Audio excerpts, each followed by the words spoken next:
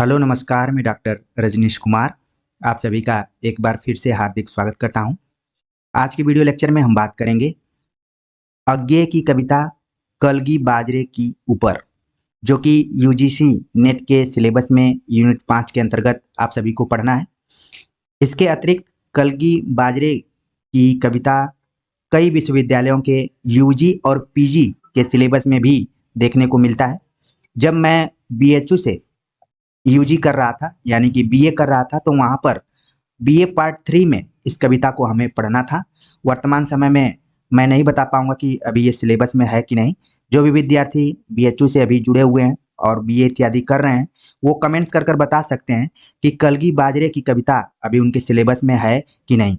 इस कविता को हमें वहाँ के प्रोफेसर मनोज कुमार सिंह सर ने पढ़ाया हुआ था, और मुझे याद है कि ये कविता पूरी तरीके से उनको याद थी। तो हम यहाँ पर यूजीसी नेट के दृष्टिकोण से और आप सभी परीक्षार्थियों के दृष्टिकोण से इस कविता का पाठ करने की कोशिश करेंगे और महत्वपूर्ण पंक्तियों पर भी चर्चा करेंगे, जहाँ से कि आप किसी भी तरीके से पंक्तियों को देखें तो तुरंत दिमाग में आ जाए कि हमने कलगी बाजरे की कविता में इसको पढ़ा था। इस कविता का प्रकाशन वर्ष 1949 ईस्वी है और इसको अज्ञे ने कलकत्ता में लिखा था। तो देख रहे हैं कि 1949 में ये कविता लिखी गई है। तो उस दौर में प्रयोगवाद का समय था और एक तरीके से देखा जाए तो प्रयोगवाद अपने अंतिम समयों में था, ठीक है। और यहीं से धीरे धीरे नई कविता का स्वरूप दिखाई पड़ता है। तो ये कविता देखा जाए तो प्रयोगवाद की शुरुआत के दौर की नहीं है, बल्कि आखिरी दौर की कविता है। इसमें अज्ञे ने मैं और तुम के बीच में संवाद किया है। जब हम कविता पढ़ेंगे तो ये चीज और क्लियर होगी, अभी आप ध्यान में रखिए। और इस कविता में प्रेमी प्रेमिका यानी कि नायक नायिका के बीच में संवाद हुआ है।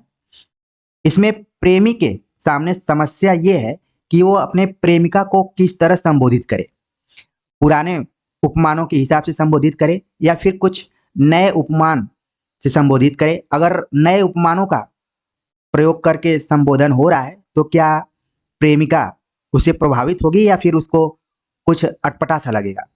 तो इस कविता के माध्यम से अज्ञे ने नवीन उपमानों, प्रतीकों, बिंबों पर जोर दिया हुआ है।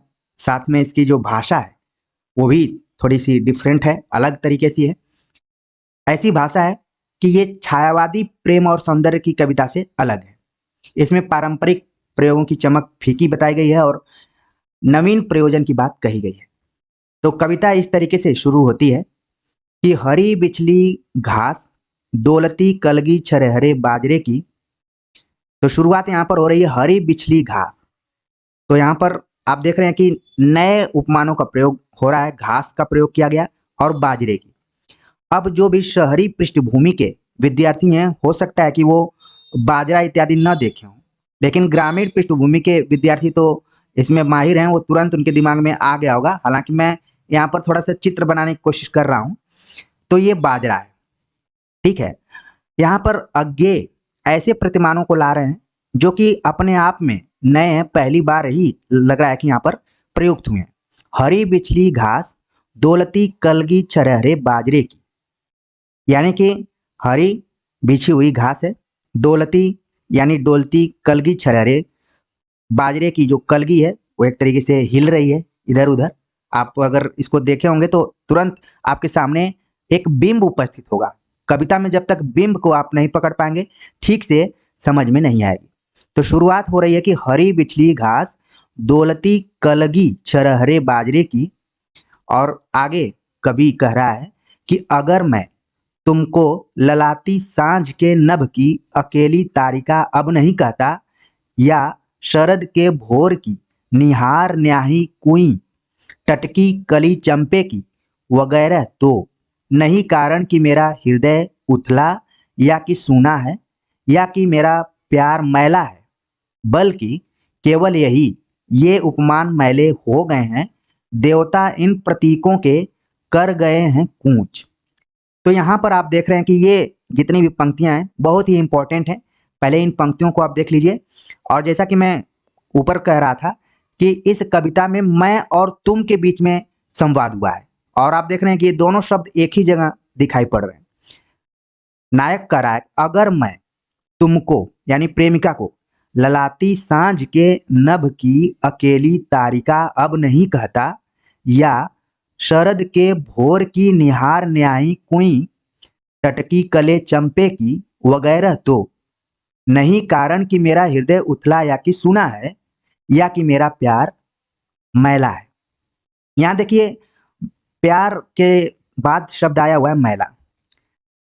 यहां पर कवि यही बताने की कोशिश कर रहे हैं कि वो अपने प्रेमिका को कैसे संबोधित करें, और प्रेमिका के मन की बात वो जानना चाह रहे हैं और कह रहे हैं कि अगर मैं तुमको यानी प्रेमिका को पुराने प्रतिमानों के हिसाब से संबोधित नहीं करता हूं, तो इसका मतलब नहीं है कि मेरे हृदय में तुम्हारे प्रति कोई प्रेम नहीं है, या फिर मेरा हृदय उथला या सूना है, या निरंकुश टाइप का है, या कि मेरा प्यार मैला है। ऐसा भी नहीं है कि मेरा प्यार मैला है। कारण बता रहे हैं कि ये उपमान मैले हो गए हैं, देवता इन प्रतीकों के कर गए हैं कूच। आगे की पंक्ति है कि बता रहे हैं कि कभी बासन अधिक घिसने से मुलम्मा छूट जाता है, मगर क्या तुम नहीं पहचान पाओगी तुम्हारे रूप के, तुम हो निकट हो इसी जादू के, निजी किसी सहज गहरे बोध से, किस प्यार से मैं कह रहा हूं, अगर मैं यह कहूं बिछली घास हो तुम लहलहाती हवा में, कलगी छरहरे बाजरी की। देखिए, नए तरीके से यहाँ पर संबोधन हो रहा है।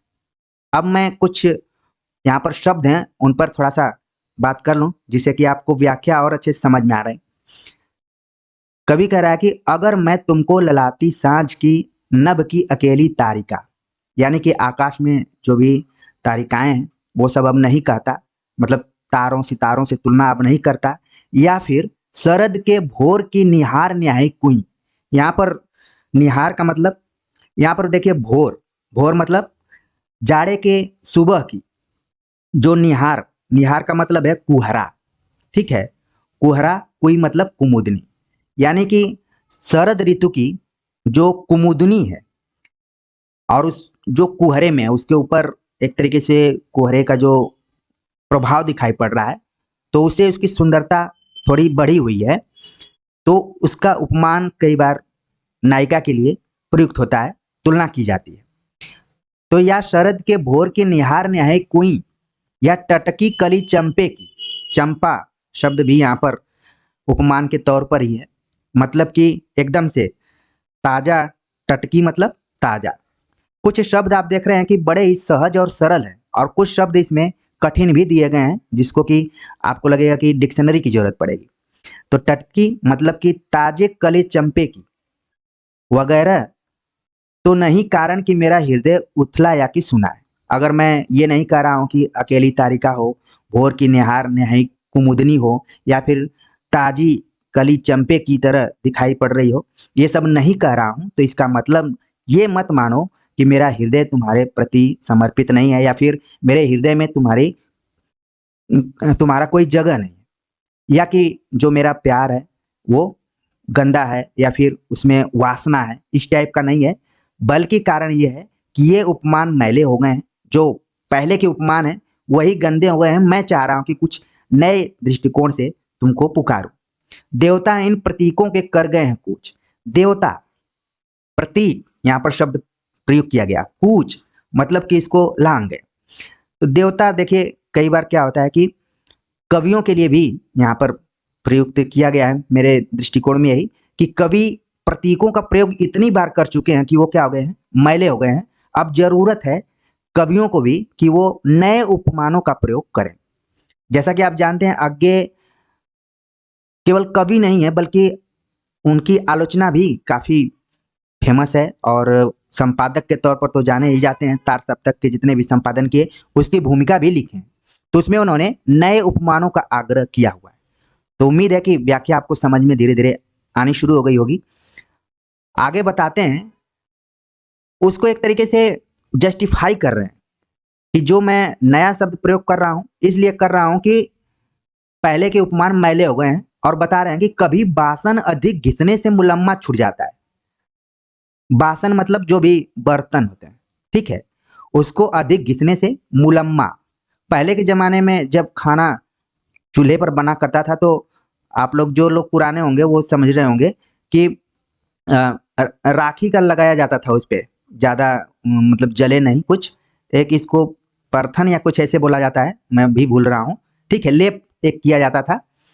तो कह रहे हैं कि कभी बासन अधिक घिसने से मुलम्मा छूट जाता है, उसकी जो चमक होती है वो क्या हो जाती है, ज्यादा छूट जाती है, कम हो जाती है। मगर क्या तुम नहीं पहचान पाओगी?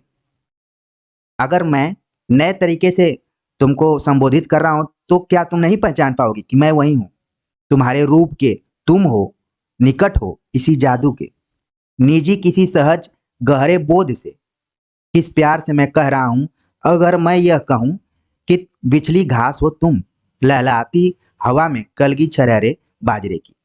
तो कवि ऊपर की लाइन को नीचे लाकर जोड़ दिया है।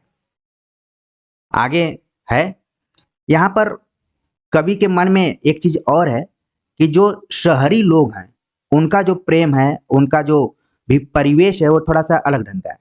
कह रहे हैं कि आज हम शहरातियों को पालतू मालंच पर संवरी जूही के फूल से सृष्टि के विस्तार का, ऐश्वर्य का, औदार्य का, कहीं सच्चा कहीं प्यारा एक प्रतीक बिछली घास है, या शरद के सांझ के सूने गगन की पीठिका पर दौलती कलगी अकेले बाजरे की। कह रहे हैं कि हम शहरातियों, हम नगर में रहने वाले लोग, जो कि पालतू एक तरीके से छोटे छोटे गमले में जो पुष्प लगाए जाते हैं या जूही के फूल को सजा कर रखे रहते हैं, जो कि पुराना प्रतीक है। इसके पहले आपने देखा होगा कि निराला ने इसका प्रयोग किया था, जूही की कली नाम से उन्होंने कविता लिखी थी, ठीक है। तो उसी की तरफ संकेत कर रहे हैं कि हम जो शहर में रहने वाले लोग हैं और अपने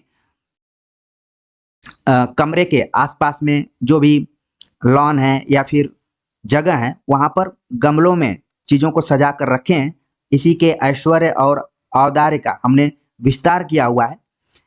कहीं सच्चा कहीं प्यारा एक प्रतीक बिछली घास है, और जो बिछली घास है, हरी है, ये भी कहीं, ये भी सच्ची है, प्यारा प्रतीक के तौर पर लिया जा सकता है। या फिर शरद की सांझ के सूने गगन की पीठिका पर दौलती कलगे अकेली बाजरे की, या बिछली घास, या फिर ये जो बाजरे की कलगी है, इसको भी हम एक सच्चा और प्यारा प्रतीक के तौर पर ले सकते हैं, प्रयोग कर सकते हैं। और अंत में कह रहे हैं कि और सचमुच इन्हें जब जब देखता हूं, यह खुला वीरान संस्कृति का घना हो सिमट आता है, और मैं एकांत होता हूं समर्पित।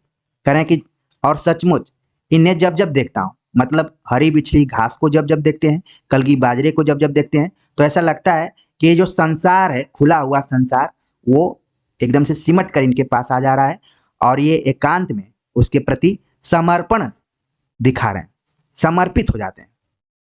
और आखिर में कह रहे हैं, जो कि पंक्ति कई बार परीक्षाओं में आप देखे होंगे, पूछी जा चुकी है, कि शब्द जादू हैं मगर क्या यह समर्पण कुछ नहीं। कहते हैं कि मैं मानता हूं कि शब्दों में जादू होता है, शब्द जादू हैं, शब्दों के माध्यम से ही हम अपनी भावनाओं को, अपने विचारों को प्रकट करते हैं, लेकिन इसके बावजूद क्या यह जो समर्पण है, इसका कोई महत्व नहीं। तो इस पूरी कविता में आप देख रहे हैं कि प्रेम के प्रति समर्पण और जो नए उपमानों का प्रयोग किया गया है, उसको कैसे हम स्वीकार करें, उसके तरफ कवि ने संकेत किया हुआ है। और आगे जो कि प्रयोगवाद और नई कविता दोनों के एक तरीके से प्रवर्तक के रूप में जाने जाते हैं।